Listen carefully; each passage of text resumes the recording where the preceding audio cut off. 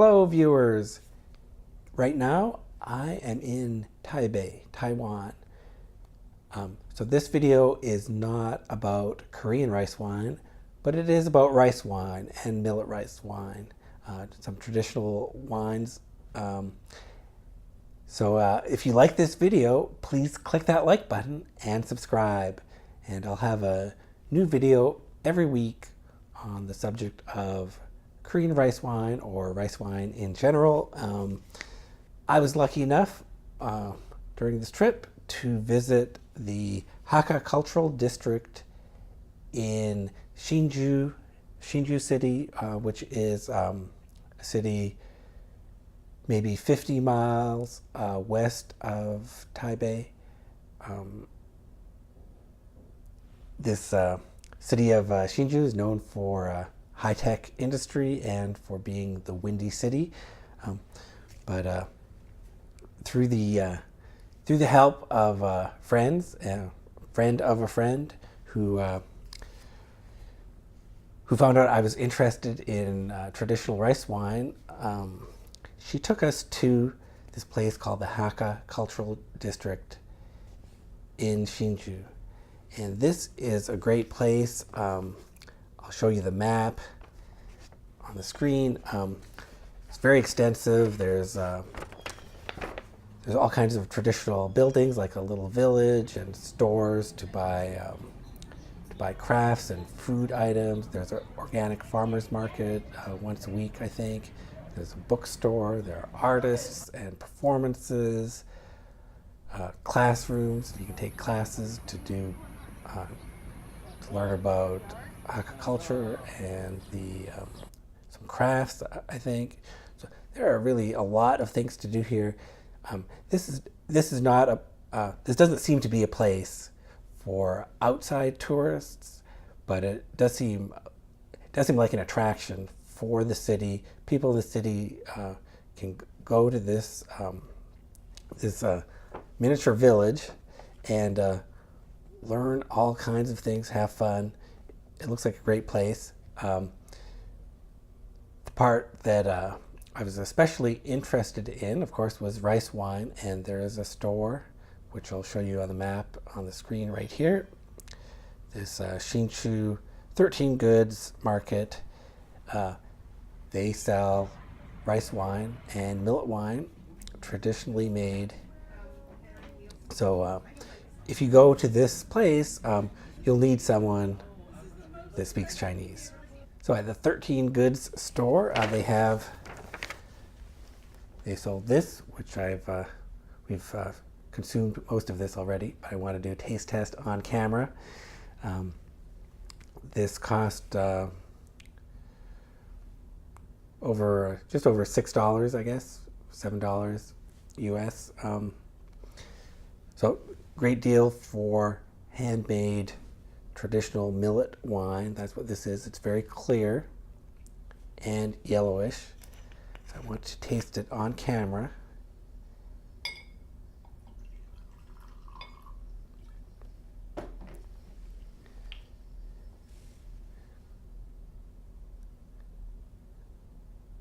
So this has a bit of a sour aroma.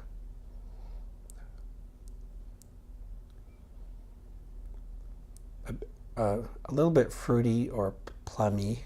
But the taste is quite sharp. It's a little bit sweet, just a little bit tangy, but mostly dry. Actually has quite a buttery aftertaste, or nutty.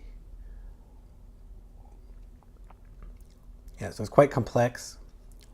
At the end, there's some bitterness, like burnt toast. So it's a really complex flavor. It's intense. This is really worth it. I'm really glad I had a chance to taste this one. Yeah, and it actually reminds me of some of the changjus I've made with just rice. Even though I have tried to brew with millet, I was not really successful. I'll have to learn more about millet before I brew that again. But again, I'm really glad I was able to taste this one. This is a complex, intense flavor. Just on a little sip, you get a lot. And it tastes, in terms of alcohol, it tastes quite strong. So this is on the high end for a wine, I think.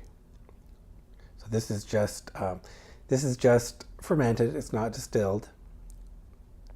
And at the store, they told us that the traditional method for making this millet wine was the chewing method to get the enzymes from saliva to start the conversion process of the starch.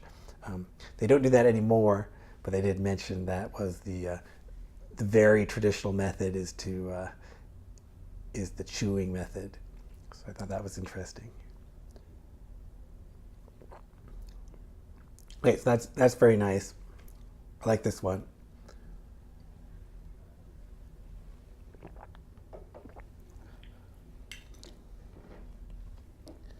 Now the second bottle we got at the store, which was also about $6 or $7 US, is this purple rice wine.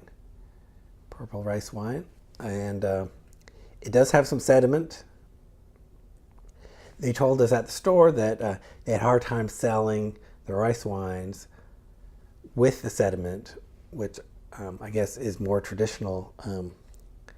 So they tried to filter out most of the sediment, or like this case of the millet wine, they made it perfectly clear.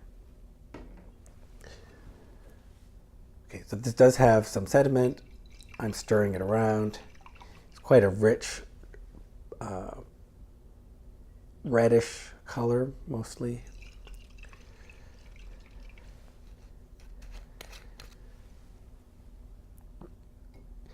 And at the store, they told us to drink this one on ice with some lemon.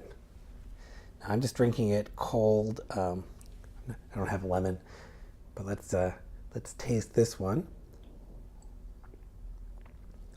Oh yeah, and it has actually a sour apple aroma, but the taste is really sweet. Yeah, it's extremely sweet. It's as if they added sugar to it. Yeah,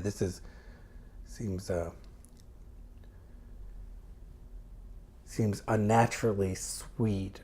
But the alcohol content seems less than the millet wine. Now the flavor is quite fruity and some spicy, like cinnamon. So it's like apple cinnamon, like apple pie flavor, and quite sweet. So that's the sense I get from this.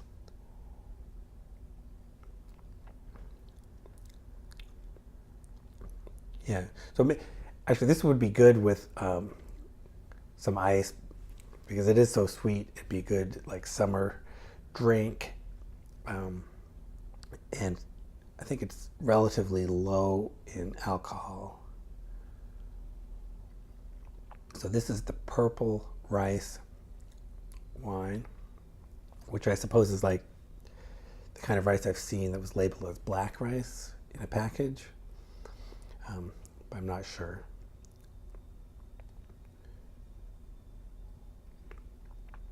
Okay, again, this is really interesting. This is very fruity, apple, plum flavor, but very sweet. So again, very interesting. I'm so glad that I got to try some rice wine, traditional rice wine made in Taiwan, locally, at the kind of place that respects the traditional methods. That's really a fantastic experience. Now this was just the first part of our little adventure here in Taiwan. So I'm going to show you what happened next.